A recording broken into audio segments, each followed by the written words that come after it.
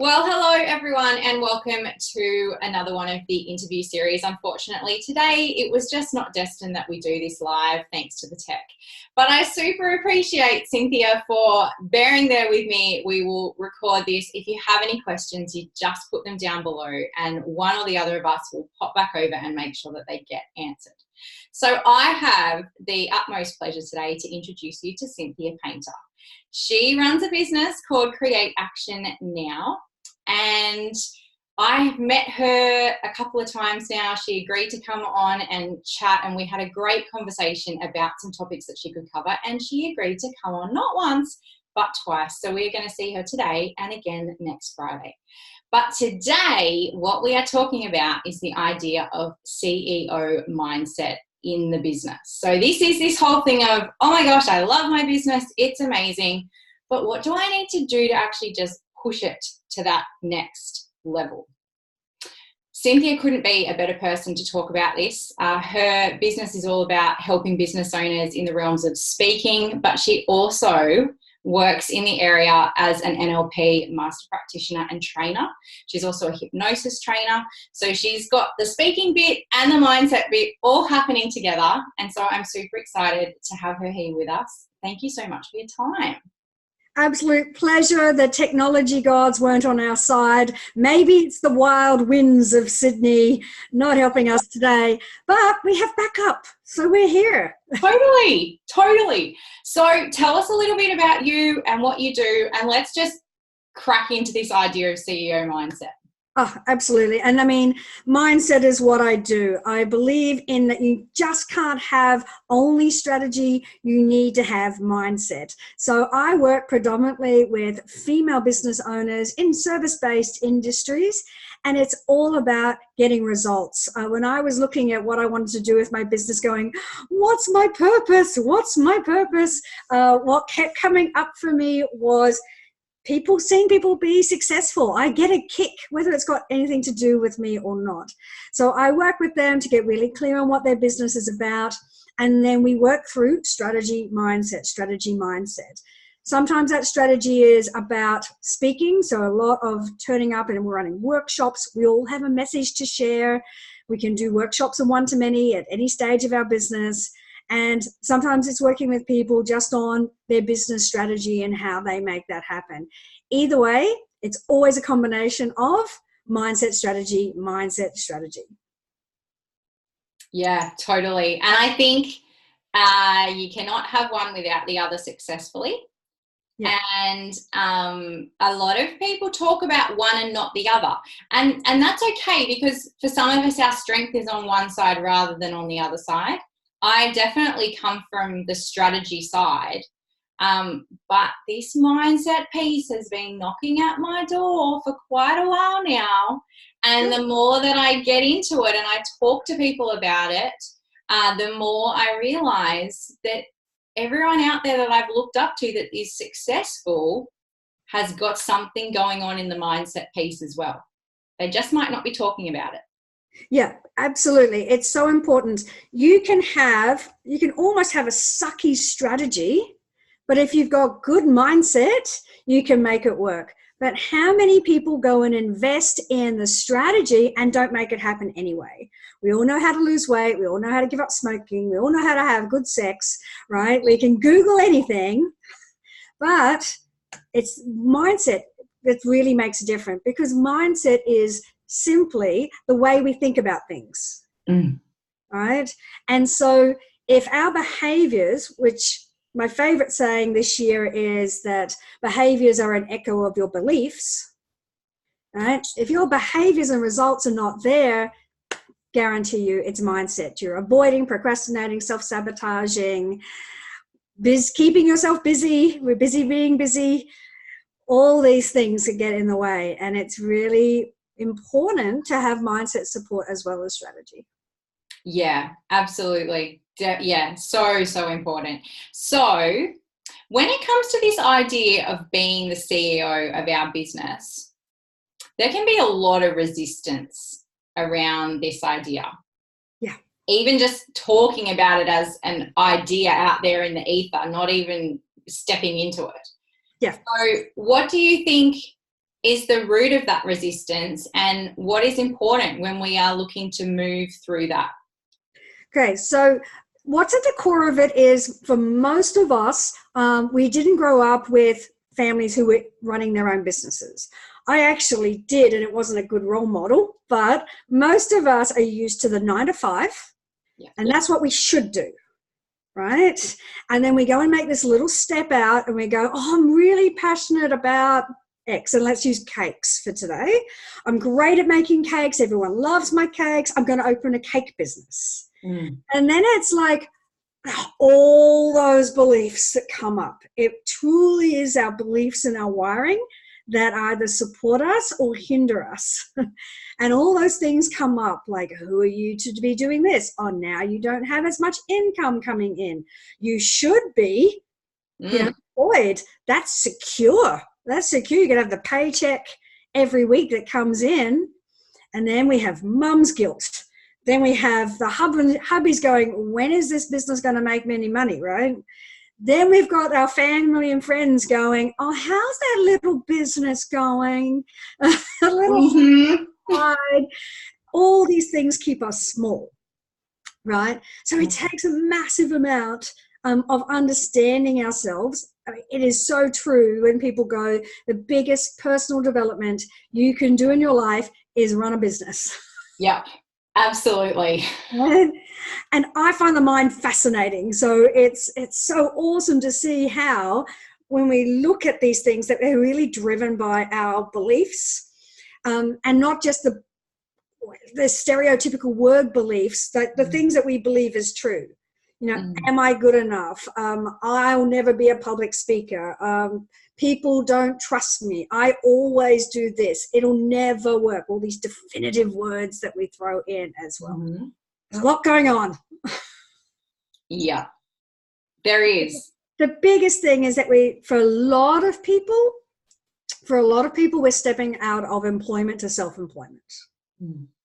So that all the manual, the one way of doing things, you know, that is part of our development. We have the rules and the ways of things. So to be self-employed, even though entrepreneurship is, you know, the newest thing to be doing, it's more popular than ever before, we're still set up in that institutionalized way of the rules, the reasons, the box, the four walls, the manual, the way it should work. So that transition means that you've got to be okay with doing things your own way and making up your own rules in a way as well, right? I could talk about this for hours, so ask me some more questions, because otherwise I will. No, this is good. This is good. So the two things that stand out to me from what you just said is, one, to just really be aware that our conventional education does not support this kind of business building. And for whatever ideological reason you want to put to that, that is just unfortunately the way that it is. And that is still only really in its infancy of shifting now. Yeah. And only in some places and in some ways.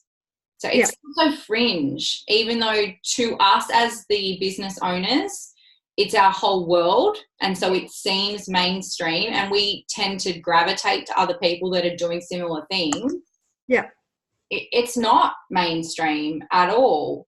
And so that pushes our buttons, but it also pushes everybody else's buttons. Absolutely. When we create change, people panic at an unconscious level. So people panic around us because, like, oh, does that mean I have to change too? Yeah. Right? You see it even if we take it to a different level, people who go into rehab. So they go into rehab and they go and do the program, and then they come back straight into the same environment that they had before, and people will go, oh, it's okay. Just eat the cake, or just it's one drink, or it's the whatever you were in rehab for.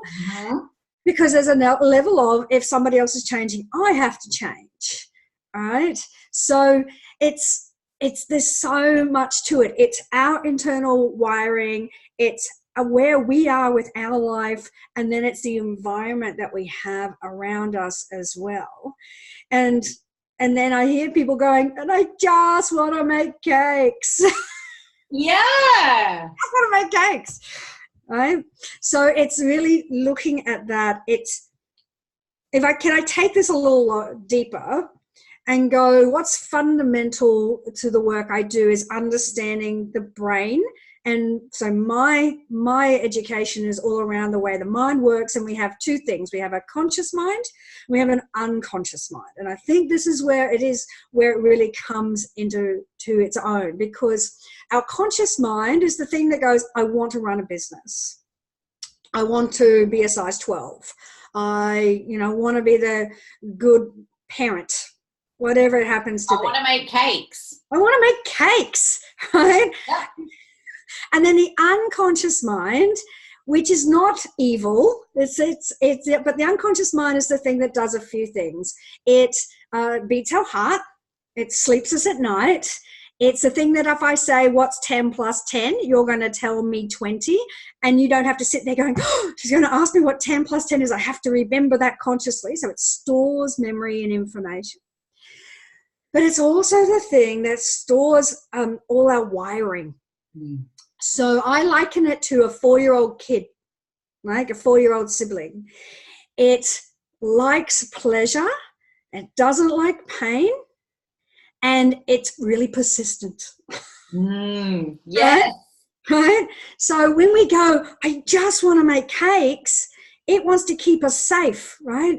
And it goes, yeah, but what if this? Remember last time you did something and little Joni said blah, blah, blah, right? So it's a little voice that's going on. And it's all our internal beliefs. It's our wiring. It thinks it's in charge. It's the thing that goes, I'm supposed to get the proposal out. I'll just go empty the dishwasher and clean the toilet and cook dinner and hang out the washing. So it's really important to understand that we have these two things. One's not better than the other, but they both work. And that's where we get that internal conflict, right? The other thing, if I can share my education on the mind because I love it so much, the other thing is to understand that we get what we focus on, right? So we have all this information come at us. The science disagrees slightly, but basically it's like 11 million bits per second that come at us, but we can only take in about 126 bits per second. Now there's a lot of stuff there that's going to go to the wayside. So we have this information come in, it turns into a representation in our mind, and then that affects how we feel, that then affects our behavior, which affects our results. Okay, so if we've got that formula going on, the question goes, how do you pick which bits? So you might have been in a workshop when I've done this before, but let's do this for everybody who's playing along at home. It's sort of like if we look around the room, we have lots of information. There's the temperature, the lights, the shading, there's how the chair feels on our legs, right? Now what we're going to do is we're going to get our two hands, okay? We're going to make circles, okay? And we're going to make our very own telescope, right? And we're going to close one eye and we're going to look around. Now I want you to notice how little you can take in. You can, right? It's different, isn't it? Yeah. That's how the brain works. Yeah. We have all this information, but we can only take in this. The question comes, well, how are we choosing what comes in? It's based on our wiring. It's based on our beliefs. It's based on our experience. So then we need to work on how we can change that. So when we look at CEO mindset, you're bringing all of those beliefs and you're filtering it through this. So you get what you focus on. You might have had this before when you've talked to someone, because I know we would never do it, but if you're talking to someone and you go, oh, you did really well then. That was awesome. Whatever this presentation, whatever it is that they did. And they go, oh yeah, but I really didn't do this. I didn't do that. I didn't do this, right? Because they're filtering through a belief of, I'm not good enough, for example, or I'm no good at this, or I can't be successful, or money means you have to work really hard, or money means if I make money easy, I'm being disrespectful to the people in my life who've had to work hard to get money. right? Like it's so deep. Like we could do so many series of these. It's so funny, right? But if we understand that wiring, it's going to play everything else. And we can change that.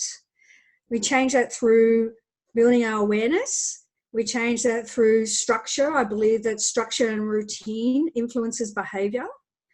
And we can change that by having mindset support and good strategies as we go through that.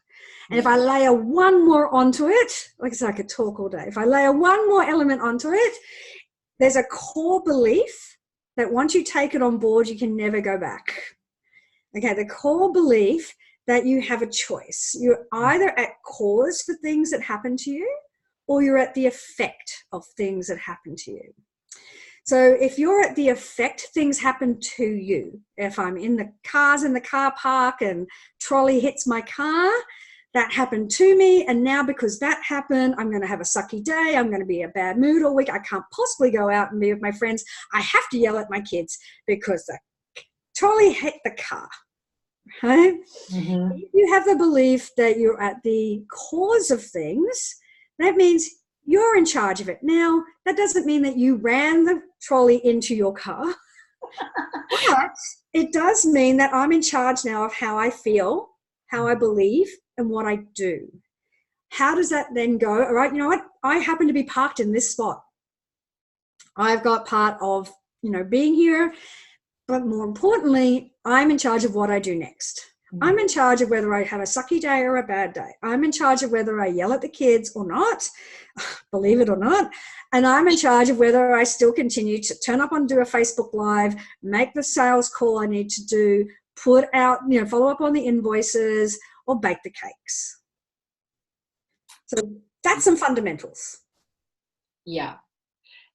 This idea was introduced to me, and it's really good because every mindset practitioner that I talk to kind of explains it in a different way. And I almost feel like I need to offer the amazing business people that I'm talking to 100 of them, because everyone hears something different.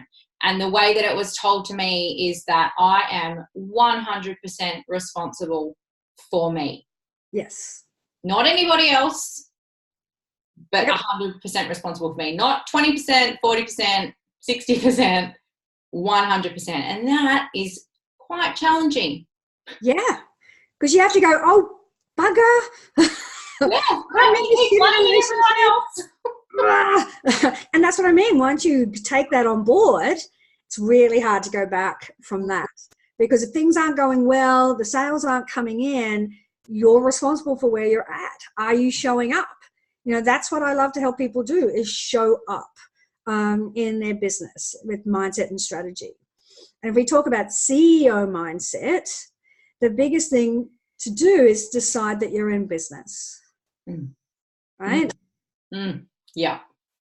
Right? You are in business. You're in charge. You are the CEO. Right? So you need to make that decision.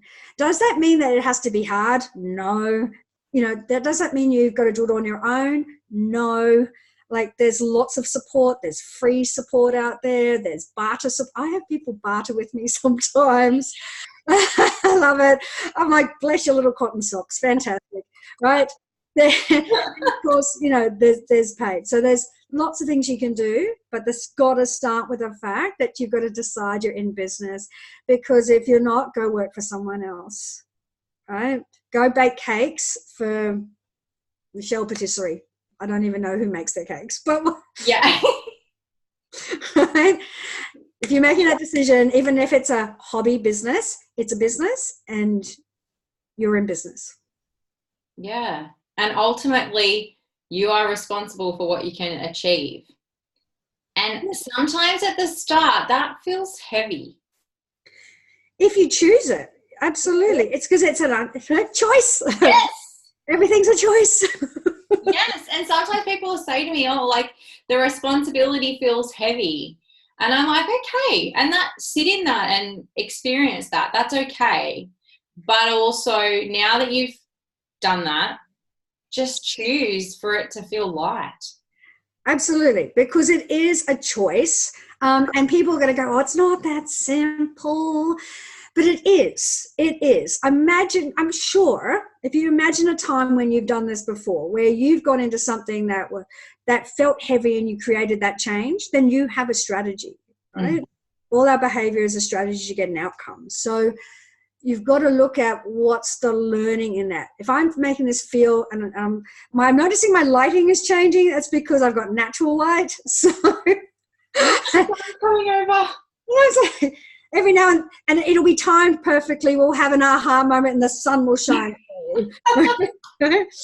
So but it takes practice, but know that it's still a choice to be able to go, okay, what if I just pretended right now that this was light?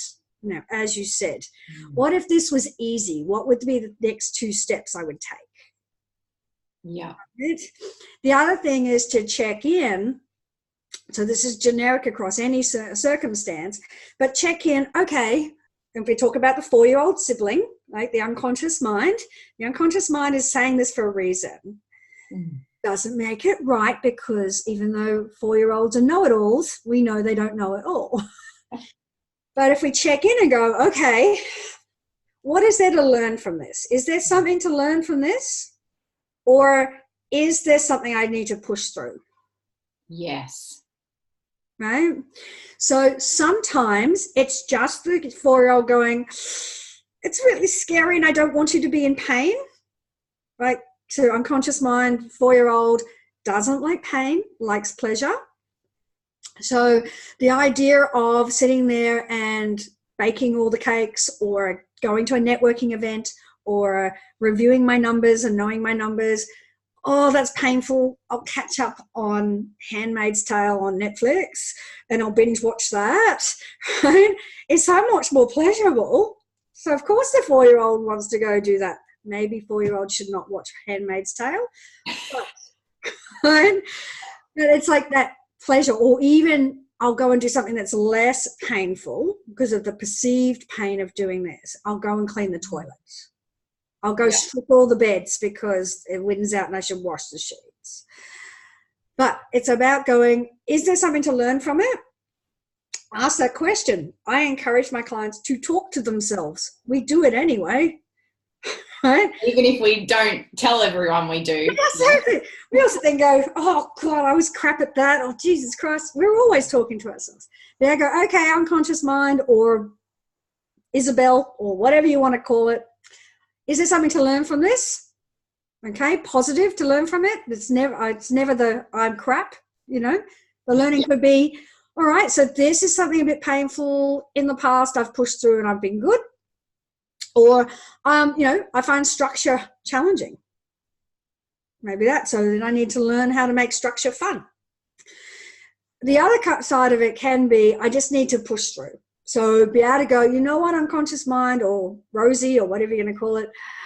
I call mine Rosie. Just because, why not? Is to be able to go, you know what?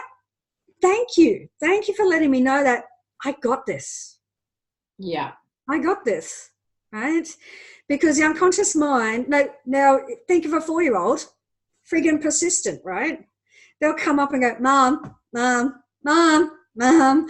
And then they'll go throw themselves on the floor. They'll be sweet and nice. They have a whole pile of strategies that they will use to get our attention. So you do actually have to acknowledge it. So to be able to go, okay, unconscious mind, what is it? You know what? I got this. I got this. It's okay. Yeah. Right? And push through. Or trick the mind, make it fun. So one strategy I always share with people is from a CEO mindset perspective, is to have your CEO time, right? Every week you should do a CEO review of your business. Book it out. Like I can tell you the heads of every business do this. Once a week, sit down and go, okay, let me look at my numbers. Now, how can we make this fun?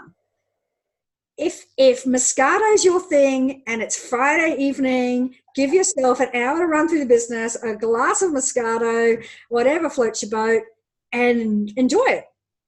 If it's, I really love a great cup of tea in the sunshine, then make it your Friday morning or your Monday morning or whatever, in the courtyard, good cup of tea, put some jazz on, if that's your thing, and do it then. Like, we can dial up the pleasure that goes with it and stick it in as a routine. It's an appointment that you never overlap, yeah, and that you stick to. But you're in business, so there's lots of things we can do to trick the mind. Yeah. I love, it's so interesting that you choose that as the example, because that is something that I have not done until a fortnight ago. Yeah. And it is now my Sunday evening routine. And I do often have a sneaky vodka with me when I do it. And I sit down, I review what happened the week before, I review the income from the week before, and then I look at the week ahead. And I plan out on my whiteboard all the meetings that I've already got in, the coaching calls I've got in, anything else that's happening, pop in the little bits that need to be done so that they're visually there in front of me, so that when I start on the Monday morning, that's all done and it's there, and I've got my list for Monday, and I just push on in. And it is making a big difference. Absolutely, because what gets managed or what gets measured gets managed. Right? So you're sitting down and doing it. And I would even add, you may already be doing this, but I would take it up a notch and add the mindset into it as well.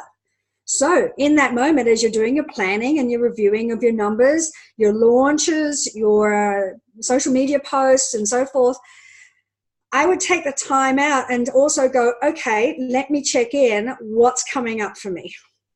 Yeah. What's coming up for me as I'm doing this? If I've had a 0 week, and we have them, right? Or I've had a week where I just haven't followed through, what's coming up for me? What am I making it mean? Your favorite question of all time. Yep. What are you making it mean? Like, particularly around money. Like, money's neutral. Money, like, we used to barter with potatoes. Like, money is just neutral, right? So it's not evil, it's not bad, but what are we making it mean when I've had a 0 week, or I haven't hit my sales target, or I've spent more than I was supposed to? Am I making it mean I'm crap at money? Or even the other side, when I go, gee, a lot of money came in. What am I making that mean? This is too easy, I couldn't do it. So then you have a hard week. The week after, just to prove you're right. Because remember, we get what we focus on. Our mind will look for things that reinforces our beliefs, because otherwise we go insane, right? It's actually based on there's a couple of things that go with that. One is called the RAS, the reticular activating system, the thing that goes, I want a red car, and I see red cars everywhere. And the other one is I like to use the ladder of inference. Okay, so it's a ladder. And now if you think about, how do we make a ladder? I've got beautiful light on me at the moment. Yeah. If you think about a ladder, we make a ladder because we have 2 long bits and we have rungs on it. And that strengthens it. So when we have a belief, it's like building a ladder. So just say we go to a networking event, we get there and someone we know, we see them there and they don't talk to us. And we go pick up a rung and go, that means they don't like us, right? And then something else happens, and therefore I'm no good at business. And then we go somewhere else and the sale doesn't convert. That means there's another rung. I suck at business. And all of a sudden we're creating a nice strong ladder, which is our firming up this belief. And this is why we need to build awareness by doing things as part of our CEO review, for example, or on a daily basis. Take the moment to journal. We don't have to diary it, but just to sit there and go, okay, as I'm doing this, what's coming up for me? What am I making it mean? Am I building a ladder? Is this a good ladder?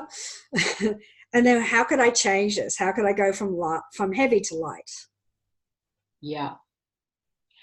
So good. So much good stuff in here. I feel like it's so integral to being able to move forward. Yeah. And to be able to see opportunity and build on what you're building rather than someone behind you just ripping it down as you're going. Yeah. Which is what it can feel like. Yeah, so amazing. And sometimes we're ripping it down. Yes, that's what I mean. Yeah. That's what I mean. We ourselves are Yes. like undoing the work behind us as we're trying to forge forward. And it impacts everything we do. It impacts our resistance to niching. Yeah. Right? Because we're so desperate for the sale that we're going to talk to everyone. It impacts how much learning we're going to do. It's like, oh, I haven't got enough certificates yet to be able to now go and put my business out there. Freaking hell, put your business out there. It impacts whether we're going to get distracted by every shiny object. Right? Yes. This course, I need this, I need that, right? Build a toy box and stick it in the toy box and look at it once a month.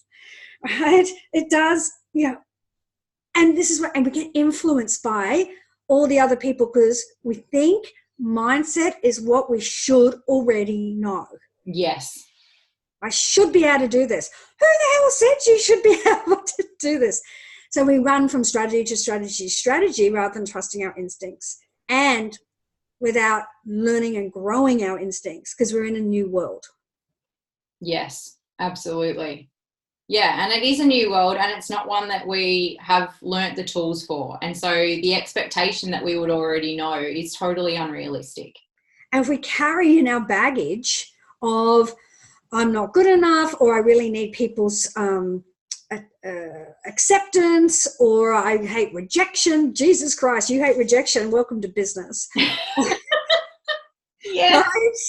So, because it's full of it, right? So this is why people buy strategy. They forget to buy some mindset support. It's so important. Yeah. I couldn't agree more. All right. Well, that is a great segue because we could talk all day and I'm conscious of your time. That is a great segue to you telling us where we can get more of you.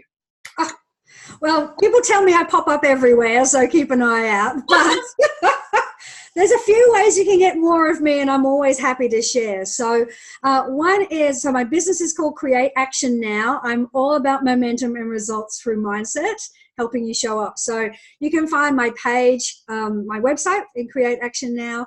I have a weekly newsletter, so full of tips and strategies. So you can certainly come on if you want to subscribe to that. I have a YouTube channel for Create Action Now, and I have a Facebook page. I'm on LinkedIn, so there's lots of ways you can find me. Local area, so we're in the Greater Sydney Hills area. I'm always at networking events, so you can see me in person. I present quite a lot.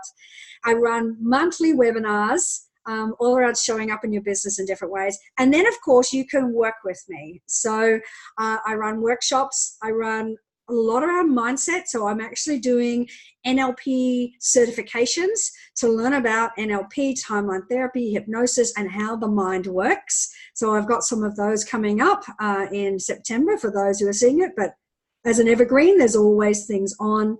And you can work with me one-on-one as well. So I have lovely packages. I'm really happy to have a chat with people, how we can work on being able to pull together the mindset and strategy, whether that's showing up through speaking, because I love speaking, in case you hadn't noticed, or whether that's showing up in your business from mindset and business strategy. I help people with niching, targets, working through how they can actually show up in other ways as well. And you can reach out with me on my email or on any of those mediums.